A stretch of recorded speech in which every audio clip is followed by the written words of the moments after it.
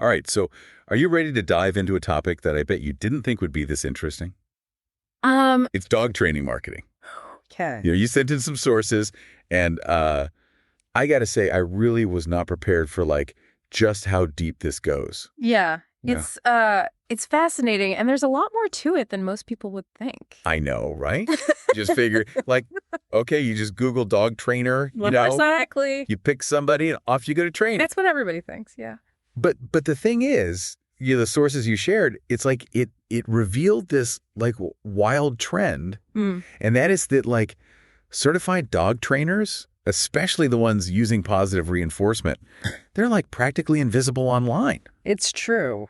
And meanwhile, the trainers that are using kind of these outdated or sometimes even harmful methods, those are the ones that are dominating the top search results. Yeah, it's really a problem. It's so weird. Yeah. Because you've got these highly qualified trainers, people that have been doing this for years and years and years.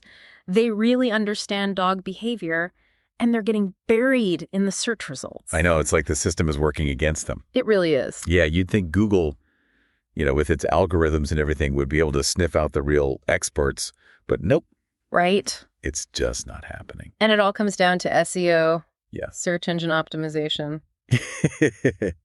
I mean, I know you're a savvy listener, so I don't want to bore you with all the basic details. But it's like the sources are highlighting just how crucial this has become, even for dog training. Yeah.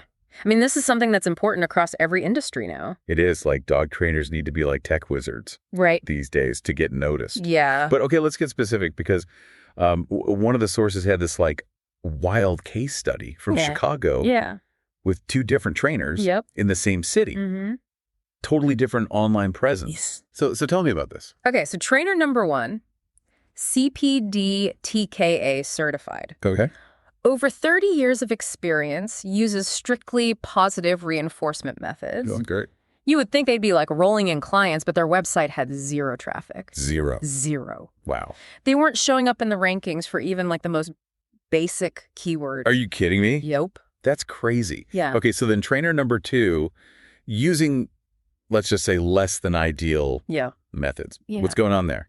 Okay, so trainer number 2 wasn't certified, and they were openly admitting to using things like shock collars. Oh, no. But here's the kicker. They were ranking number 3 What? for Dog Training Chicago. Wow. And getting over 1,300 website visitors every single month. Seriously, what is going on here? I'm I know, I get the basics of SEO. Right. But this feels like next level sorcery. Yeah. How is that even possible? And remember we talked about backlinks before, those little votes of confidence from other websites? Yeah. So it turns out they play a huge role in how Google ranks websites. Ah. And in this case, the trainer using the outdated methods had way more backlinks pointing to their site. So it's not even just about having a website. It's about who's linking to it.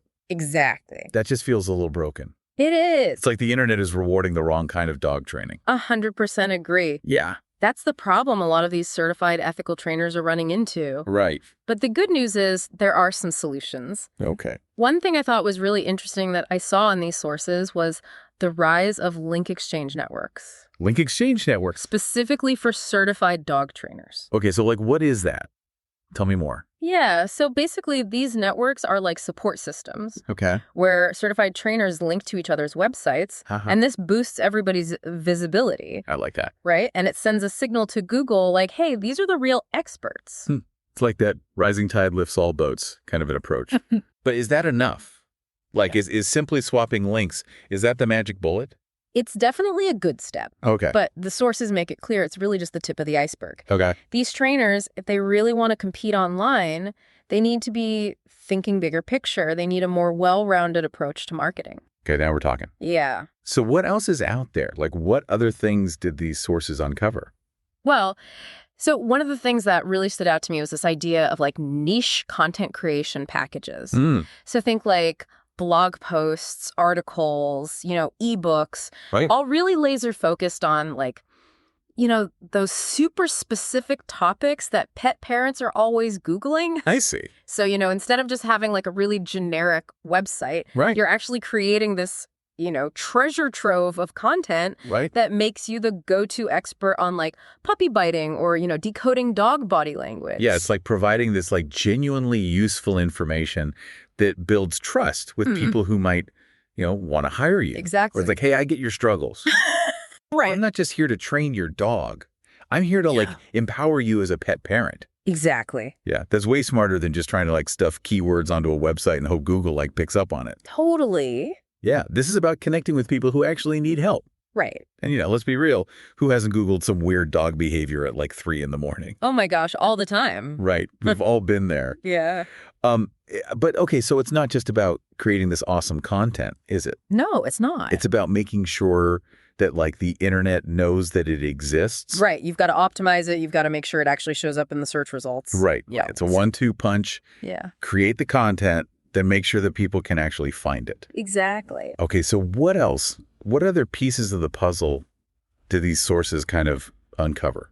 So the next level up is where things get really interesting. Okay. Full-on digital marketing packages. Go ahead. So we're talking about like optimizing Google business profiles, managing social media accounts, even running targeted ad campaigns. Whoa, okay, that's like a full-on online takeover. It is. But I can see how that would be really effective. Yeah, you're meeting your ideal client wherever they are online. Right. So you're being really proactive. You're making sure that your business is the one that people see when they're searching for help with, their dog's, let's just say, quirks. Right. Right?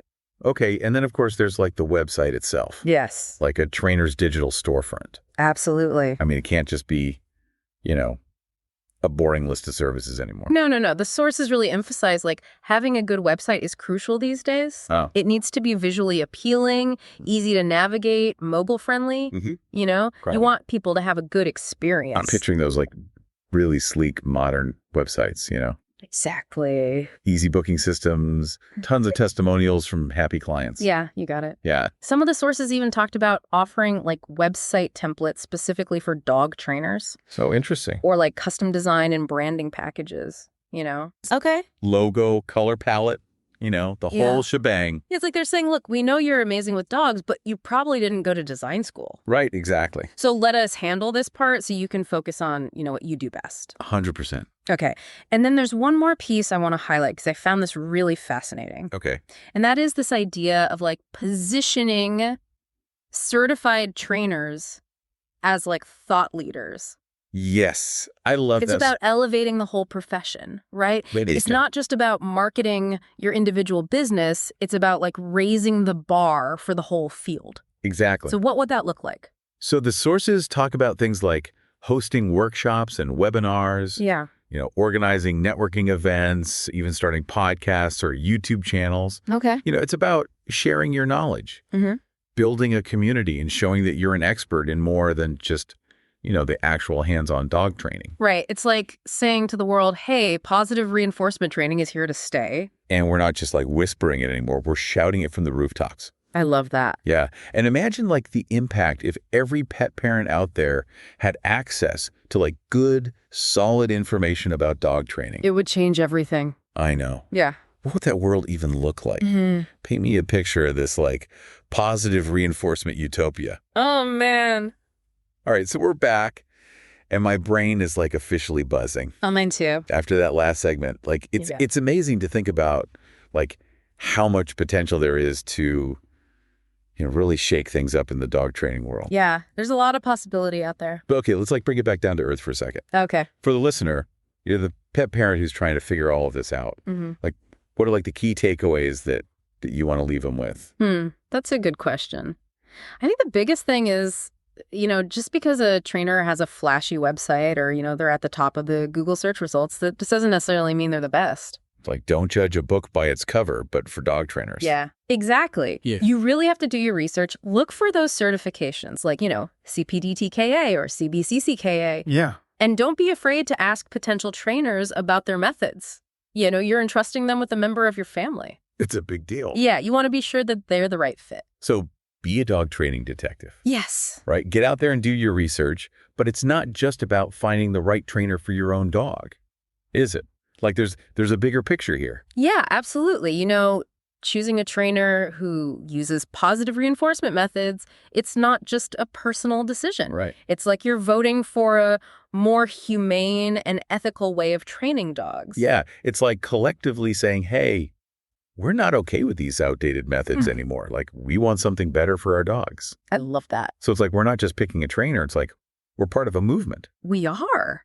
That's pretty powerful stuff. It is, and this movement needs voices. Right. So talk to your friends, share resources online, anything you can do to spread the word about positive reinforcement training. Yeah, it's like you're all part of this giant dog-loving team. Right. Working together to create a world where, dogs are treated with the kindness and respect that they deserve. Well said. Yeah. So I think we've covered a lot of ground in this deep dive. We have. The challenges, the solutions, the potential, for real change. Yeah. And how we train and interact with dogs.